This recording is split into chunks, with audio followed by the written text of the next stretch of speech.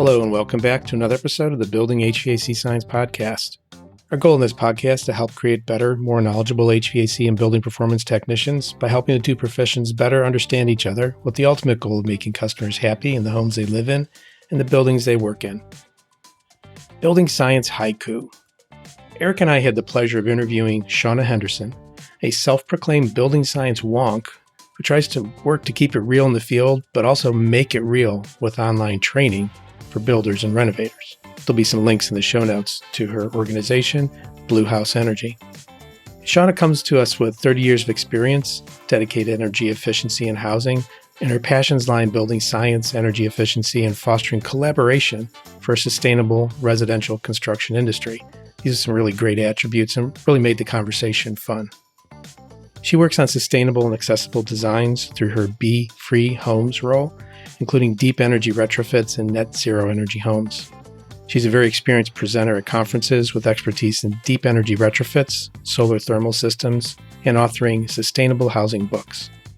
Let's get into this conversation where Eric and I learn more about Shawna, her work, and building science haiku. Hello, everyone, and welcome back to the Building HVAC Science Podcast. I am your co-host, Eric Kaiser. Virtually next to us today is co-host Bill Spohn, and also our special guest today, Shawna Henderson. Welcome, Shawna. Thank you. Welcome to me. Yes, I'm very happy to be here. Excellent. I host my own podcast, so I'm often on the welcome. So this is a backwards way for you then, huh? Yeah, I get to actually talk this time. Usually I'm the one asking questions and then having to sit there and bite my tongue. So let somebody else talk for a while. Bill, are you going to talk or not? I'll talk. Give your tongue some relief in a couple minutes, but tell us about your podcast. What is it and what's the theme? It's called This Must Be the Place. And the theme is wildly variable. Mainly it's to do with housing and sustainability, energy conservation, and putting everything in context. So I have 3 seasons under the belt right now. I think 52 episodes, maybe 58, focused primarily with folks who are in the Canadian industry who are doing really good work or who have done really good work and who are either retired or retiring soon. So my goal is to be able to have an archive for people who are new to the industry to say, yeah, don't reinvent the wheel. Listen to these folks because they did a lot beforehand, and to get a record of those voices. And we'll be cranking up season 4 in January. I had to take a break for all sorts of reasons.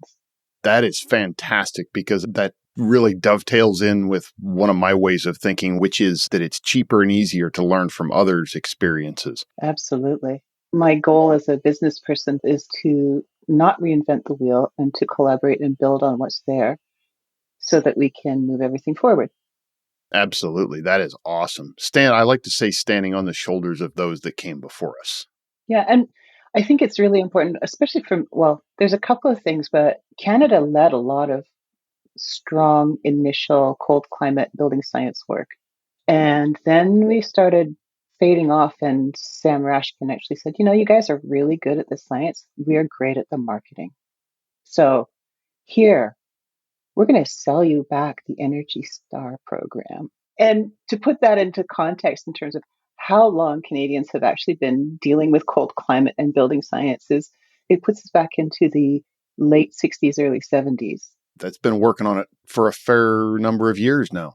Yeah. And the interesting thing that I noticed when I first got into it was that there was actually a gap of about 15 years between me and the people who were ahead of me in terms of building science and who were key in the industry when I first got into it. And now that I've been in it for years, there is another gap behind me. There's a 10 to 15 year gap between people who are my generation and my age and the people who are next in line in terms of coming back up in the industry. And I'm always about looking at patterns and how things are cycling through, and ever hopeful that those kinds of gaps are going to be shortened and eventually just deleted. So beyond a podcast, you're involved in some educational and training work, or a lot of that. Can you describe that for our listeners? So I am CEO, head bottle washer, and everything else. Well, not quite everything else. I have a strong team behind me of an organization called Blue House Energy.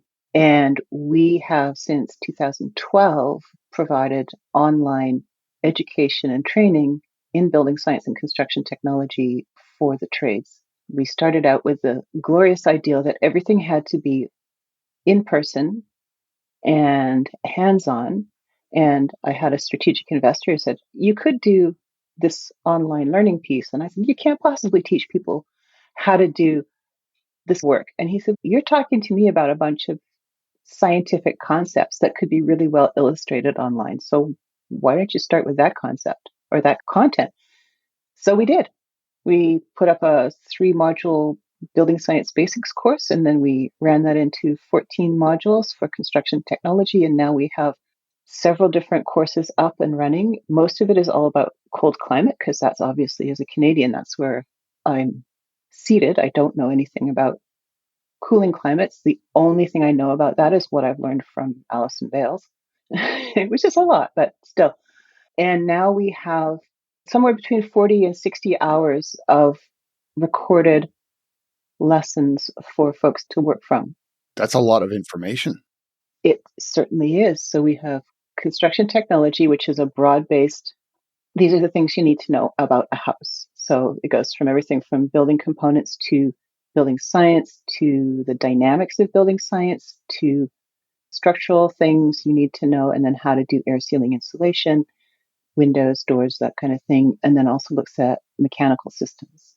So that's the basis of all of our courses, but construction technology is one that is germane to anybody who's in the industry.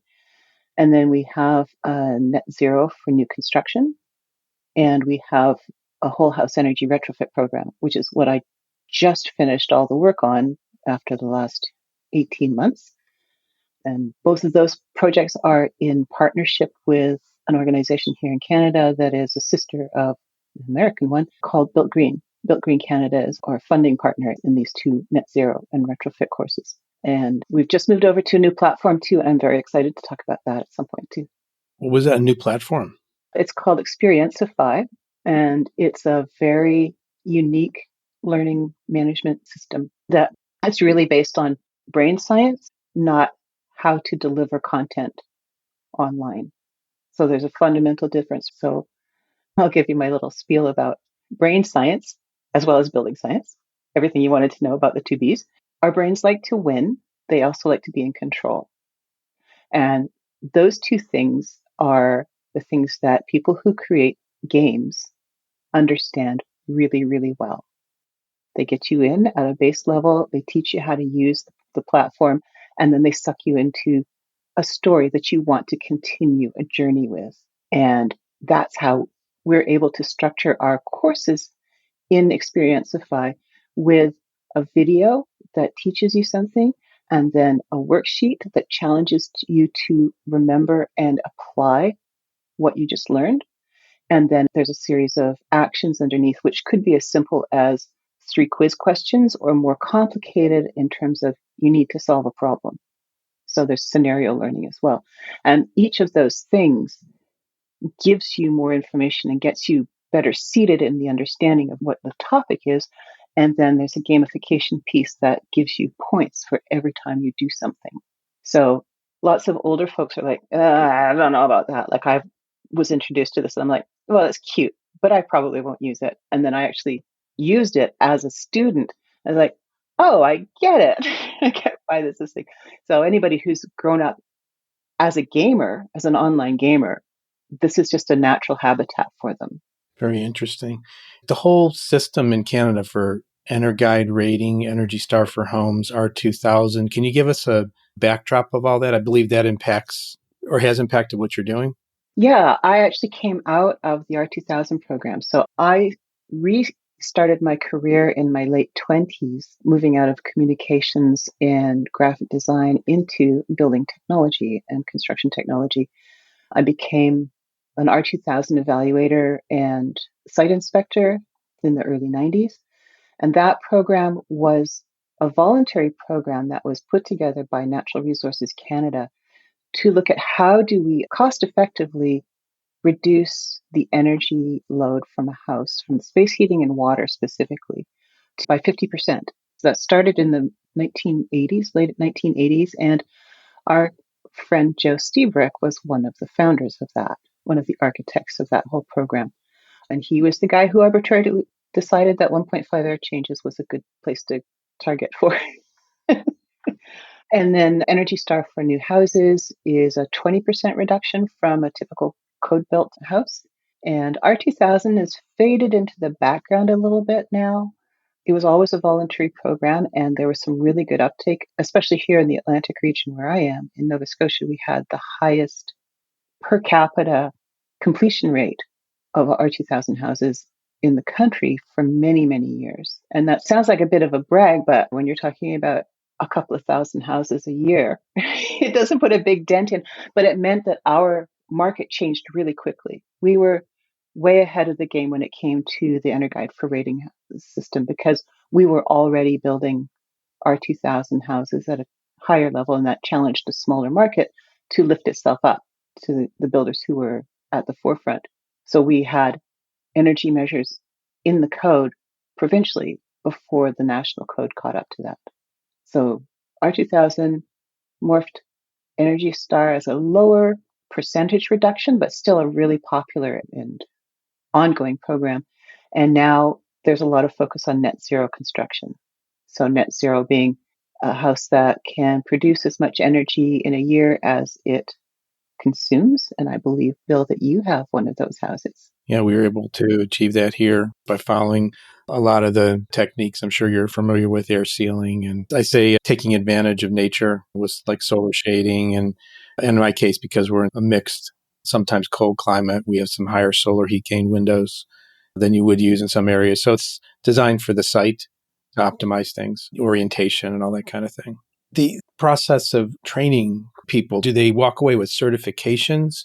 Do they walk away with better knowledge to apply on the job, or is it a mix of those things? It's a mix. So we offer some courses that are, we recognize provider as for continuing education and professional development with, I can't remember, I think 8 organizations now. So here in Canada, that's BC Housing. There are not a lot of organizations in Canada that require builders or renovators to have any licensing or continuing education. So that's a bit of a challenge in the States. We're a continuing education provider for BPI, for NAHB, AIBD, which is the Association of it's Building Designers. I can't remember what the whole thing stands for.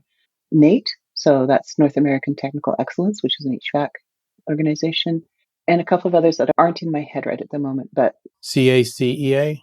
yeah, that's CACEA, which is the Canadian Association of Consulting Energy Advisors. So is there like a career track in energy advisors? Tell us a little bit more about that. I think we sort of have that here between HERS raters and BPI, people that are certified for that, but it seems like to be a little bit more focused as a title. As a title, but you definitely, in the States, you definitely have the bonus points of actually having an established home performance industry. We don't have that.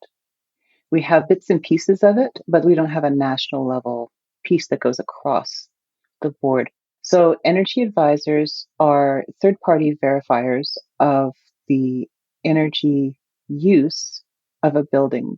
So it can be a house, a row house, a duplex, or what we call a Part 9 MERB, which is a multi-unit building that is less than 6,000 square feet of footprint and no more than 3 stories. So low-rise residential can fall under this as well. And so it's focused on some standardized operating conditions. So you can compare everything across the board. You're not comparing my frugal energy use to somebody who's just more lavish and doesn't care about how much money they spend.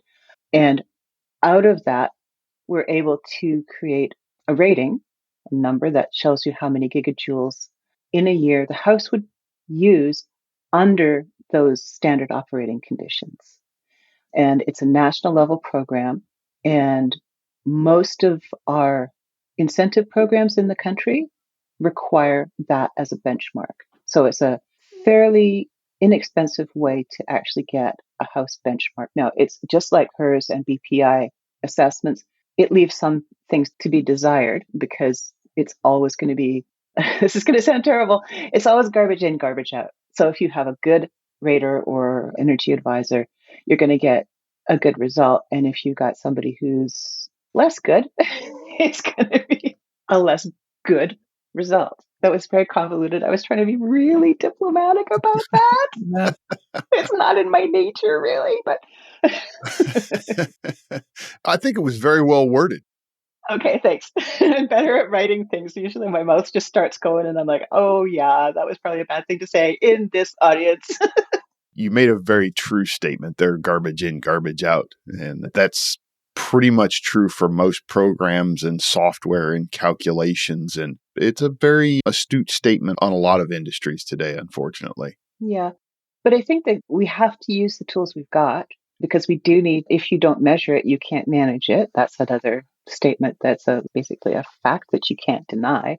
So if we can measure things, and even if it's not perfect, we can still make a difference. So for example, when I'm working with folks and I'm using the EnerGuide for houses rating service software, which is Hot 2000, I can create an energy model that uses standard operating conditions. And then I can say, so if you were to do this to the building, so maybe change the air tightness rating or increase insulation to the exterior or change a mid efficiency oil boiler for something else, then I can see a percentage change in that. And so I can apply that. So here's where the modeling comes in is I know that I can model a house so that it will come within 10 to 15% of the actual billing for the house.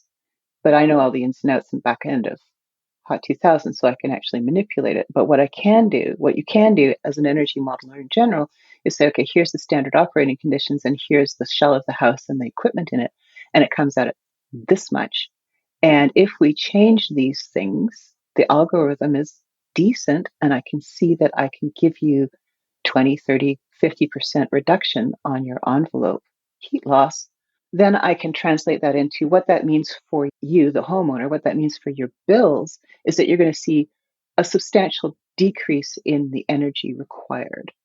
So I can look at it that way, and then I can actually put some value against. So if I can save you $100 a month for the next 5 years, what can we do with that 100 times 12 times 5 right now?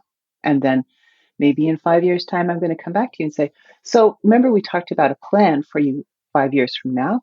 How can I help you out again? Because here's some new equipment, here's new material. We could do this, we could do that. It's time for you to change your siding, anything like that.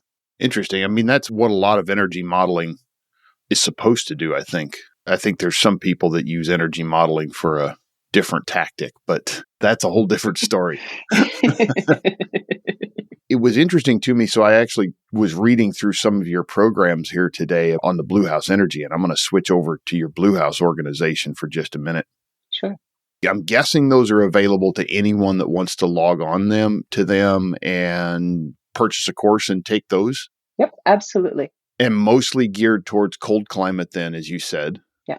I saw there's some CEUs now. Do those CEUs apply across the board to the organizations that you mentioned earlier as far as all the courses? Because, of course, we have a varied audience here, both HVAC and building science. Yeah. NATE, for example, just certifies building science and construction technology, I think.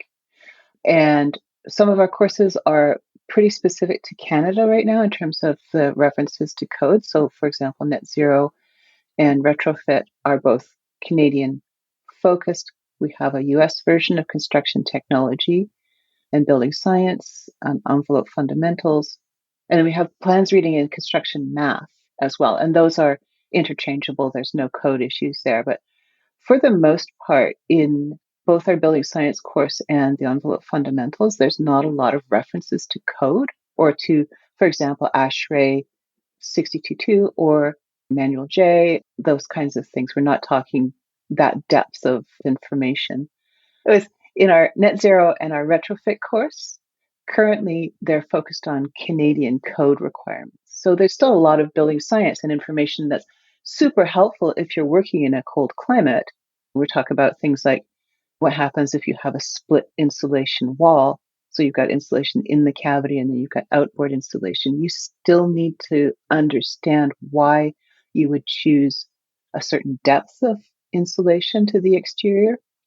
And you also need to know why you would choose a permeable or non-permeable material. So the fundamentals are there.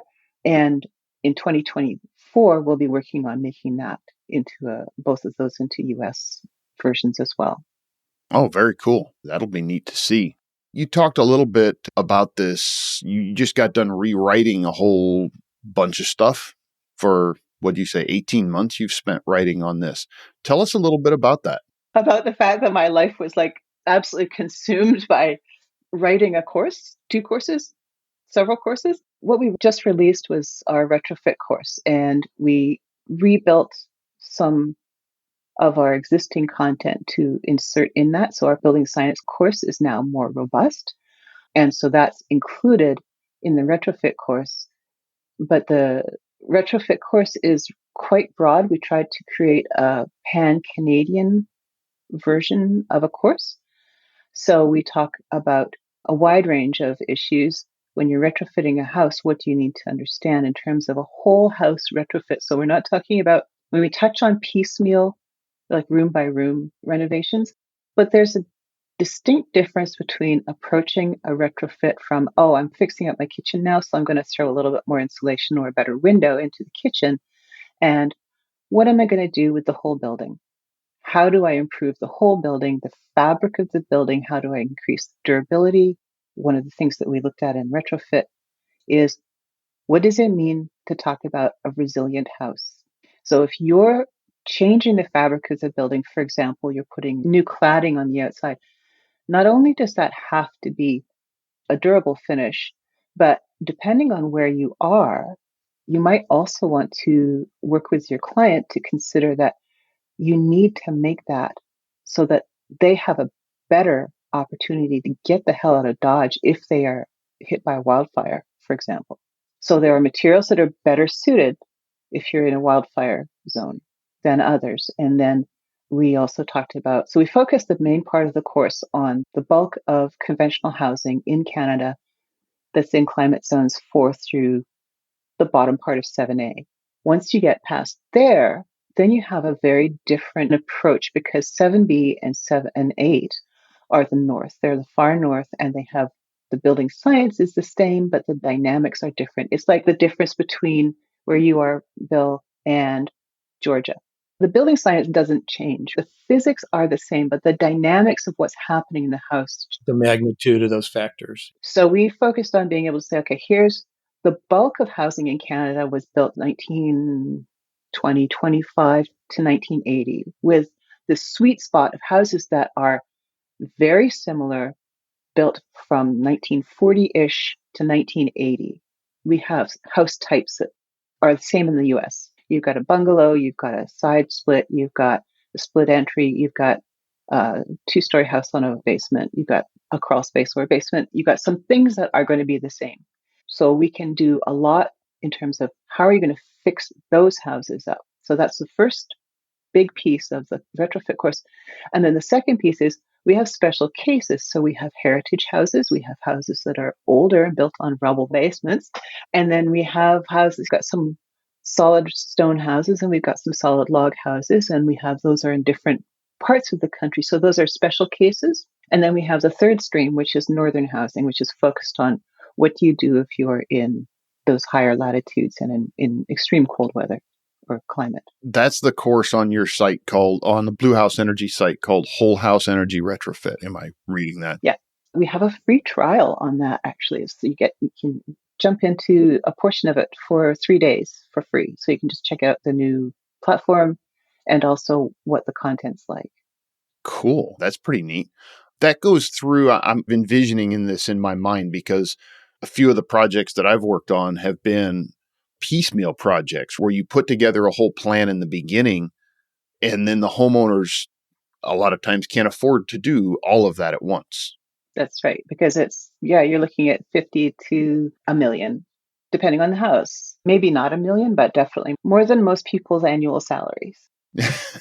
Yeah, on some houses, it depends on what you're doing, but for sure, it can get quite expensive to do some of these retrofits to various houses, especially as you started talking about in there when you start talking about historic houses and things like that. That gets pretty crazy. But just general housing, I found that a lot of times people will say, like you said, we're going to go do this room, so we're just going to fix that room. But they never really have an entire plan of, okay, once I'm done with that room, or what should I do with that room so that it fits into the puzzle of the rest of the house? And that's where that bigger plan, I think, comes into play. So I'm guessing that part of this course is maybe developing that bigger plan. That's right. Yeah. Yeah. Looking at a phased roadmap. So I think this is also, so there's two things. For a homeowner, it's really difficult to come up with a giant chunk of coin to fix a house. And as a sidebar, it's way more expensive to build new. It's about 40%. If you've got an existing house, you can retrofit it for about 60% of the cost of building new because you don't have to deal with any And still get the same performance. and still get the same performance. Yeah. So it really depends. So one of the big things about retrofits is we lose sight often of the fact that people live where they live because they love the house and they love the neighborhood. They love where they live. They want to stay put. So we need a little bit of a different variation on how we perceive why people would stay in a house. So there's the cost to the homeowner if you do everything at once. But I think that there's a really excellent opportunity for contractors and renovators to consider using a roadmap as a business model. So if I come to you and I say, we agree that we're going to work together to do your kitchen renovation, and I'm going to do some work on doing some weatherization or new window, whatever it is. We're going to do that this year, but I'm going to create a plan for you that's going to be something that you could do, you could carry out over 5, 10, 15, 20 years. Your kids could carry out, it doesn't matter. But as a contractor, it means that I can actually work with you to schedule when those things are going to happen. So you're going to get this work done first, and then I'm going to give you a shout in 3 years, if that's okay with you, and we'll talk about the next phase. So if you, as a contractor, had 10 clients like that and you laddered them every year, you have now created a business where you have to do minimal marketing, you have to do minimal sales work, and you know what's coming up. So even if half of those clients actually follow through, you still have a sustainable business that you can stay on the tools and you can do the work as opposed to hustling up more work, more jobs. That roadmap concept, is that illustrated somewhere in your training? Yep. Okay. Which course? Because I think that's a powerful In the retrofit course. retrofit course. Okay. Yeah. How about from the aspect of consumer learning? Do you provide any resources or things for consumers to organize their thoughts? Because they probably have a lot of thoughts about this topic, but they don't have a lot of truth except social media. Yeah. People and YouTube videos are terrifying. Some of them are pretty decent, but there are some scary ones out there too. Yeah. And that's also what we do in the courses in our new platform. We actually have a curated resource page, and it's built in a relational database. So you can actually filter it. So if you were very interested in something specific like impermeable insulation, you can sort through that and it will actually show you PDFs, links to blog articles, links to YouTube videos by people that we know are qualified experts. So you don't have to go searching for junk or searching through junk to find the gold. It's something that we've been discussing, but it's not our prime business model. And there's quite a bit of effort to pull back and say, okay, what's technical and what's consumer based? Probably in 2024, we'll probably start to build out some of that. But as a small business, we are focused on improving the building industry. So taking a trip down consumer education is a little challenging for us because we are a small team. But you did have someone who has made the book, the home comfort book. You had Nate Adams on your podcast a while ago, because I was scanning through your podcast earlier and I got a bunch of great guests there. Do you think he's crossing that bridge to consumer education? Absolutely. And we're actually licensing content from him. because he's got a great amount of, like, the assets that are in his courses are fantastic.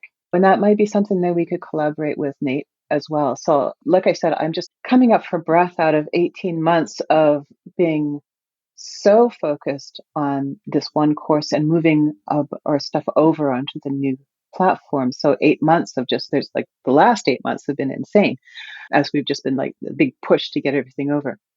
Once we get, now that we're over there, now I think we'll be able to focus on more collaboration and partnering and not reinventing the wheel. Which course has the sampler in it you mentioned? It's the retrofit course, the whole house energy retrofit, and it's the last module. And the questions I'm getting from you are triggering things in my head. It's like, well, that could be a piece that is part of our promotional, we could put that out as part of our promotional work. And certainly as I'm getting back into blogging and putting things on LinkedIn, and I have great plans for all sorts of YouTube videos, then that's going to come out as well. But yeah, when we're talking about retrofits, building out those plans is going to be key. And this is something I talked to Ben Reed about a while ago, was this idea of, we talk about the whole house system, but we need to pull back and we also need to talk about the whole business system for this industry, because we have silos, or we have sides, or we have whatever sections. We have the HVAC folk over here. We have the building envelope folk over here. We have folks who are like only new construction. We have folks who are only cosmetic renovations, and they don't match up. And the people who suffer, our clients, our homeowners, aren't getting the full package. Absolutely. That was something I was really interested to hear in here, because creating that whole package is, to me, if I flip that around from a homeowner perspective, as a homeowner, then I would have this whole package sitting in front of me, and say the contractor that developed that package with me or that I worked with, they go out of business or they retire. Now, as a homeowner, I have a package to go forward, or maybe I want to get multiple bids or multiple ways of doing it, or something changes.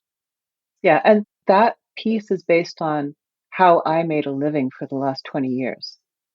So I would put together a homeowner package that would be a retrofit roadmap, basically saying, we're going to break this down into viable chunks for you. So is it $10,000 or $15,000 at a shot?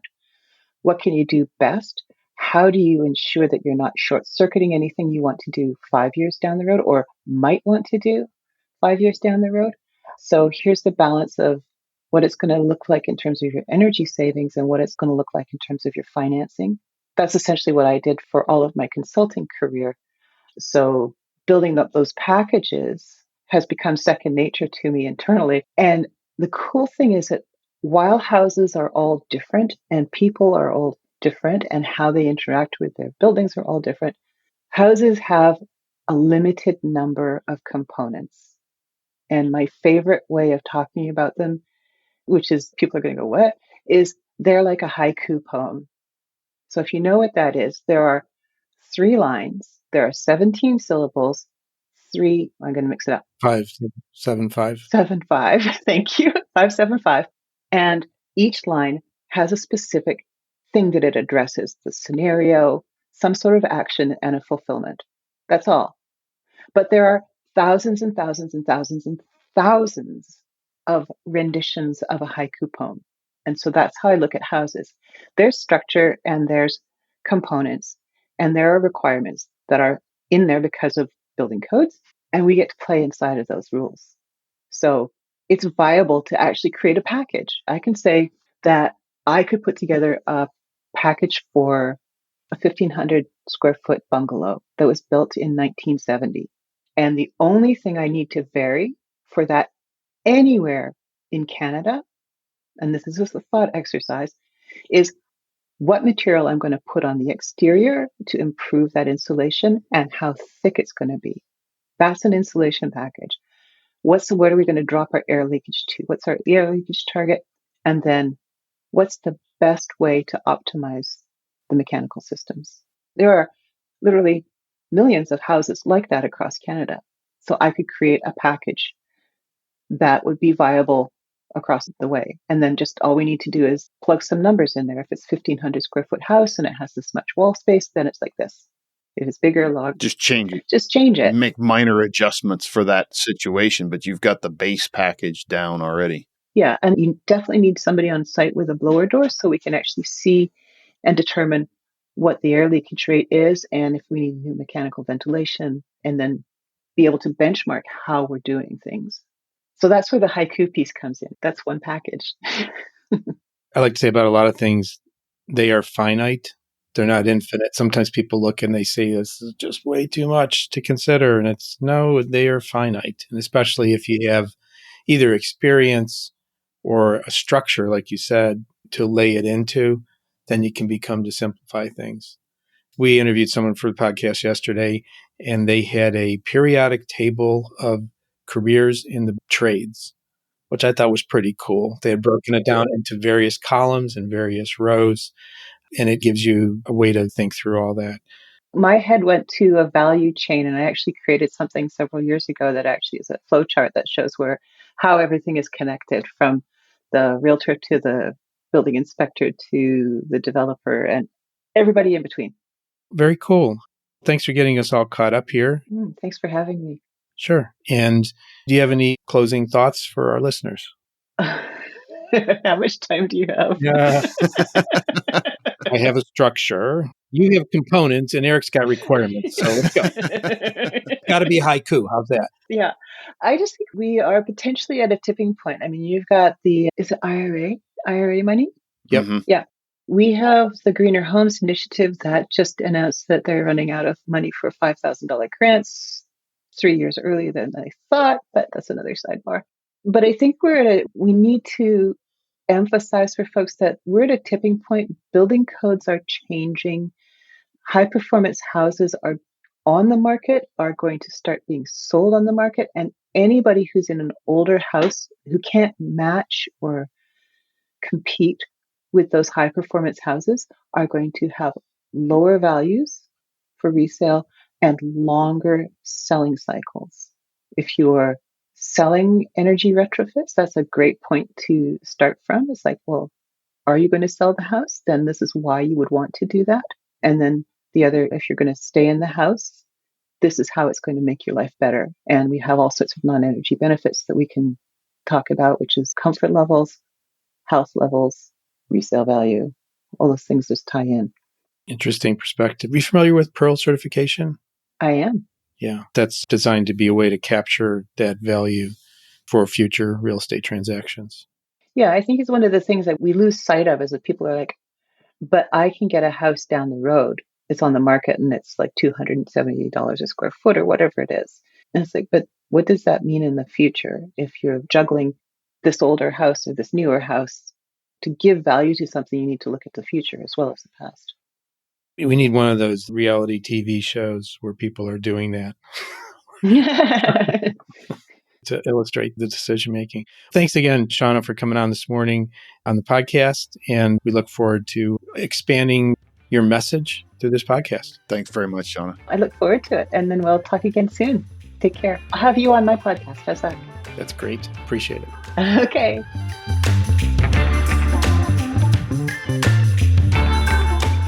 Thanks again for listening to this episode of the Building HVAC Science podcast, where we spoke with Shawna Henderson.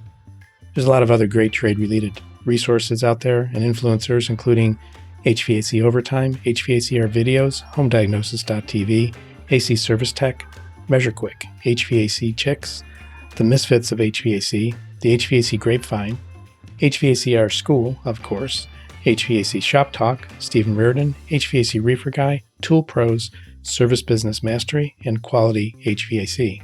I also host the Res Talk podcast, where you can learn more about the world of home energy ratings and peripheral topics. If you like what you heard today and did not subscribe, please consider doing so and give us a rating in the podcast app if you have that and you use that. If you're interested in feeding back on this podcast, you can contact us at marketing@truetechtools.com, TrueTechTools.com.